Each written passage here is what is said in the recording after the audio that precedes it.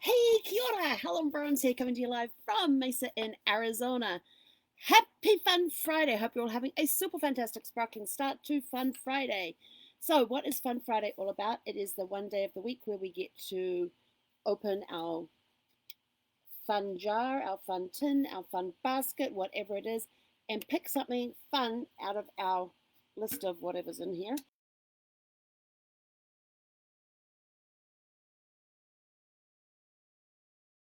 We're gonna pull that out in a minute. But anyway, why have I got a Stetson on? Okay, so technically it is a hat, and today is National Hat Day.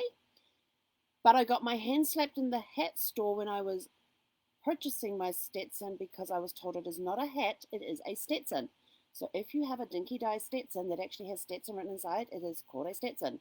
It is not a hat. But since it's technically a hat and it's National Hat Day, there you go. All right. I'm actually getting a lot of wear out of this one right now because of the cool mornings and evenings. Helps keep my head warm. So I'm wearing it morning and night out here. And then I get Stetson here. And you wonder what Stetson here is? Let me show you. This is when it does this. And because it looks such a mess, we're just going to tuck it back up there for now. Anyway, I don't want to have to brush my hair on camera. So I hope you're having a fun Friday. So I have a lot to go over in a short amount of time because I've got to get moving for the day.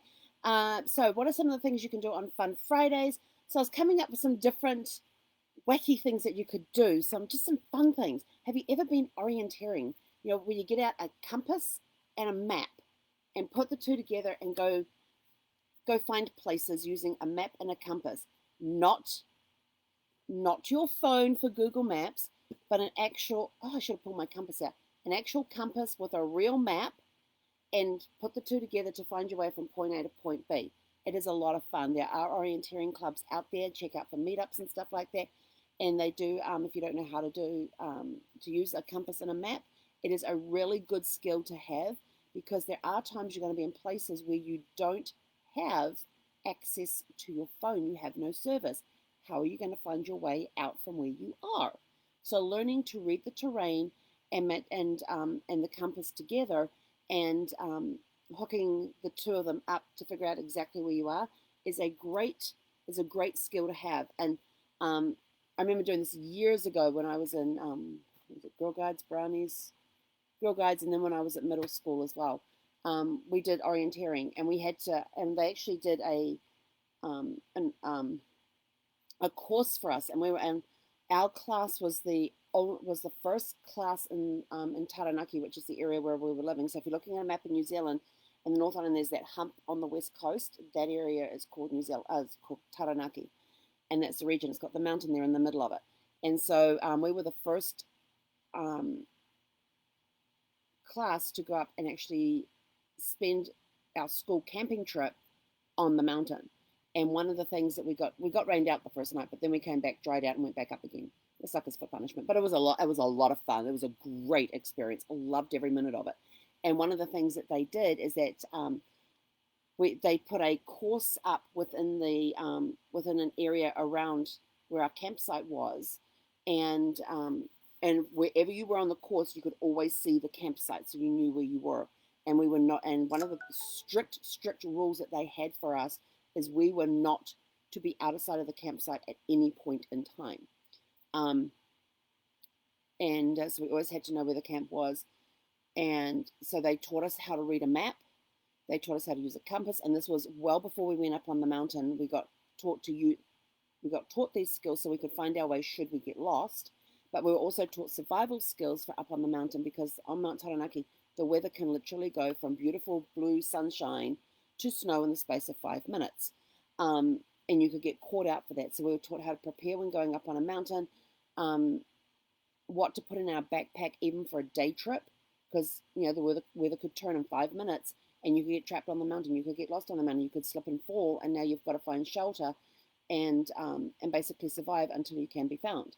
So there was all sorts of survival skills and stuff that we had, and orienteering was one of the biggest ones that we had to learn to help us find out where we were on the map. And so we were all given the maps, and then we were given just a list of instructions that had degrees on it. So we had our starting place. We had to take our compass.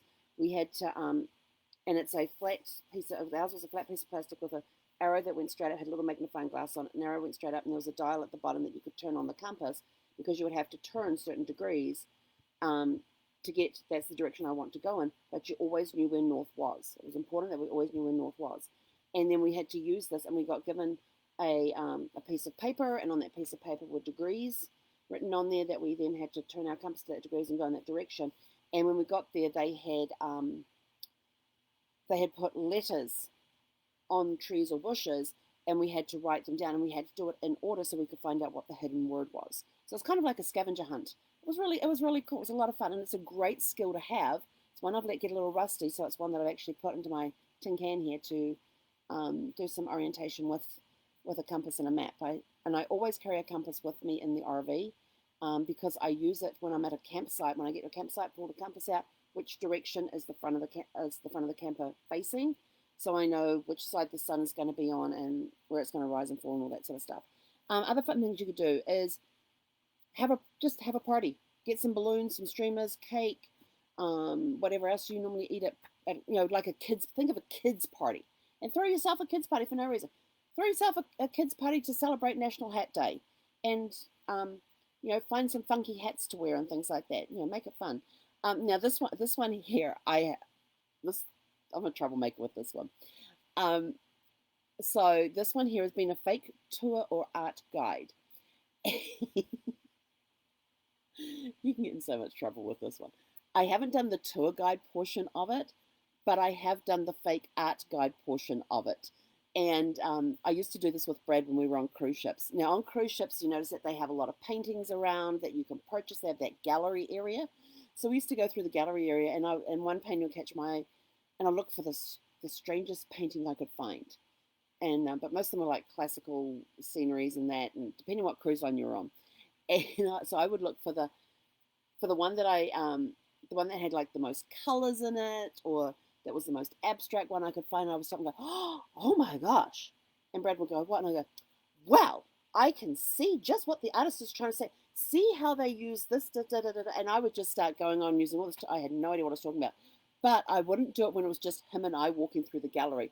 I would make sure that there was a group of people walking past at the time that I started doing this. And some people would turn heads and some people would actually stop. And this whole conversation would start up about this piece of art. I had no idea what I was talking about. I had no idea who the artist was. But I would just make up whatever came into my head about this abstract piece of work and about the movement of it and the use of the color and how they used the harsh brush strokes here and the soft ones over here and the blending technique and how it told the story. And Brad would just look at me and he would shake his head and he would just start walking off. but that's because he was used to me, because in supermarkets where they have all the tabloids, we'll be unloading the groceries, and we'll probably have like a person in front of us, would have a person behind us, and the checkout person may be going a little on the slow side, and so we'd have all of our groceries unloaded, and I would stand there and I'd look at all the tabloid headlines.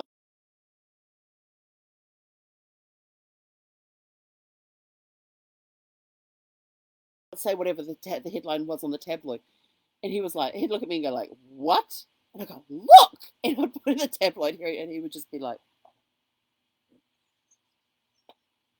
But it was just something fun and spontaneous that I would do. I didn't go out planning to do it.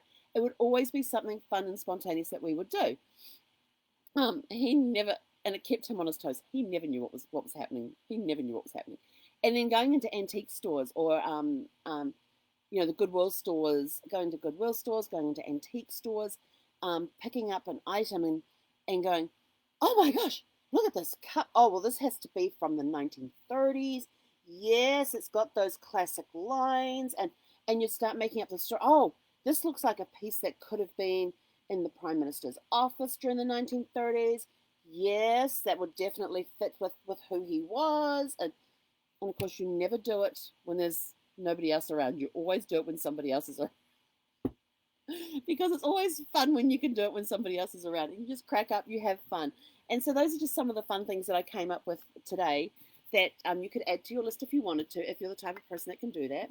But now, shake up the tin. Let's see what fun things we're going to be doing. You see, I've got them all in there. I don't have any in my hand yet. We'll get in there. This one looks like a good one. Looks like it feels like a good one. What am I doing on this one? I get to read a novel. Awesome. So after Networking Riches tomorrow, actually today after I finish work, I just finished a book too. Yeah, I can go sit down and read a novel for my fun thing today. For my fun things, which is good because I've got, where did it go? Whoops, where did I put it? Oh, it's over there, I can't reach it. So I've got my Tom Sawyer novel that I'm reading for our Love to Read book club. And we've got our first meeting coming up on the 6th of February. So I have to get stuck in and get that done. So my fun activities to do in the evenings is I get to read. I get to sit down and read. And even though I'm reading it for the book club, it's still a novel and I can read it. But I may read another novel in between times as well, because that's just who I am and how I work. I will read more than one book at a time. And I save the romance ones from the evening because it helps shut my brain down and helps me go to sleep. And some people go, oh, but I read something inspirational. No. If I read a non-fiction book of any type before I go to bed at night, the brain kicks into gear. For some reason, the romance novels tend to slow the brain down. And it's like, oh, yep, boy meets girl, fall in love, have a breakup, get back together again, happy ending. So you know the plot. It doesn't matter who the characters are, what their conflict is or anything else, the plots are the same. Boy meets girl, fall in love, have a breakup, get back together again. The brain's just sort of like, oh, well, this is an interesting twist on that, but it's still the same. When, and you're lying there, well, when's the breakup coming? It's a 10-chapter book. When's the breakup coming? Oh, that usually comes around chapter 7. And 8 and 9, they're trying to figure it out. And 10, they're finally resolving things and getting back together again. See, got it worked out. There you go. Done. The brain knows this. It's routine. It's just the same thing over and again, just different characters, different conflict. So it's the same plot line. And so this is why it helps shut my brain down. Whereas if you give me something inspirational to read before I go to bed, the brain kicks into gear and I'm like thinking, oh, it's like yesterday when you saw me get that idea that I had and I couldn't contain myself. That's kind of what my brain does in the middle at night. If I read something inspirational, if I read an autobiography, if I read a how-to book, if I read anything that's nonfiction, the brain kicks into gear and it's like, got to keep me interested. And that's why I do not read mysteries and action books at night to go to bed, because as you know, they usually leave the chapters as a cliffhanger.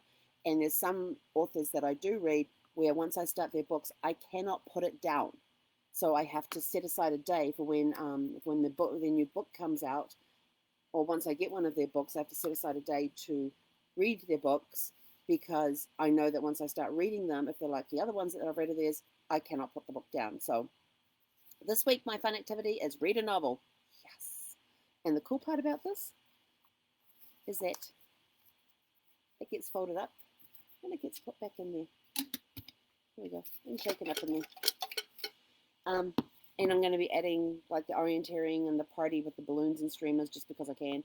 I'm not sure what I'm going to do about the antique stores and the fake art guide, but go have fun with those. Just go out and have fun. Don't go out planning to do anything. And this is what people will talk about different things like this, and you think, oh yeah, that's a really cool idea. Well, I'm going to plan to do it. Don't plan to do that. Being like the fake art guide or the fake tour guide or the fake making up the story about the item that's in the antique store, anything like that, that's just spontaneous. It's not going out there with the intent of doing it. It just happens. The situation presents itself. So you make the most of it, and you'll know when it's right to do it. You definitely will know when it is right to do it.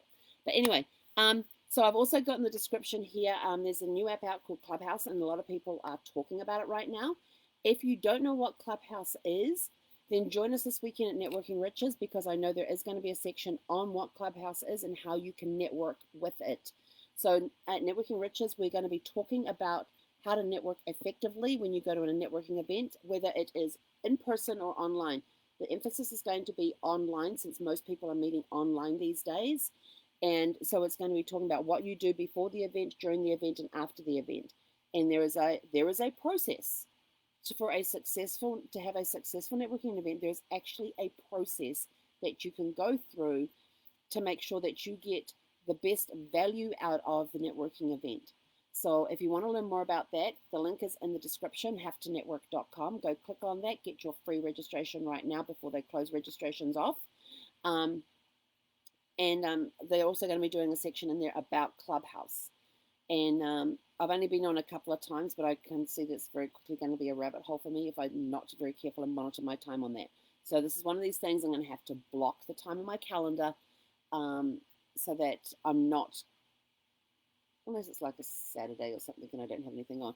But for during the week, I'm going to be blocking time in my calendar to allow myself a certain amount of time to be in the Clubhouse, because there's some really good topics that they talk about in there, and you get all sorts. Like I get notifications all the time, and I've got notifications like, let's see, somebody's talking about Bible success secrets.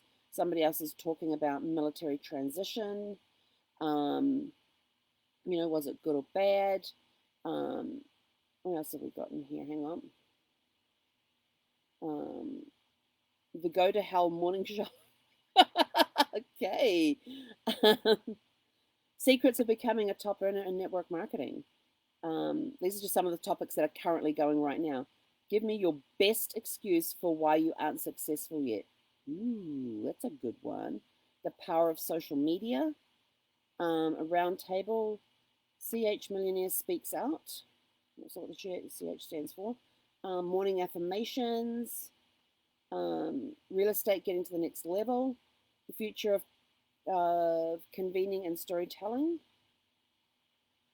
Play me some good music. There's a whole different key secrets. Raise your numbers. Tech stars and accelerators. There's a whole bunch going. Coffee and conversation. There's a whole bunch of stuff going on in here right now. And you can start your own room in that as too. So you want to find out more about Clubhouse and how you can participate in some of these really cool conversations or start your own conversation, then join us at Networking Riches, because there's going to be a section on Clubhouse and how you can use it to network. So that's it from me for this morning. Go have a super fantastic, sparkling, fun Friday. My fun activity today, when I get everything finished on my desk today, is I get to sit down and read a novel. I know, for somebody who reads as much as I do, it's a fun activity. Maybe I'll actually have I have a book. I may not read it. I might listen to it. Yeah, because another author that I like to listen to has just released her latest book on audio, so maybe I'll listen to that, because I don't have it in print, but I might. Yeah, I don't know. I got some fun novels in my Kindle to sit down and read, sort of like whimsical type mystery stories. So I got some. Who's the author? She writes these really whimsical stories that are quite humorous, but it involves murder mystery. So I might pull out one of those today and go and sit down and read that tonight after I finish my stuff for the day. So go have a super fantastic, sparkling day. Remember, you can sign up with us for free for Networking Riches this weekend. Learn about Clubhouse and other techniques to network online. Go to havetonetwork.com. We will catch you guys later. Go have a super fantastic, sparkling, fun Friday. Heck on it.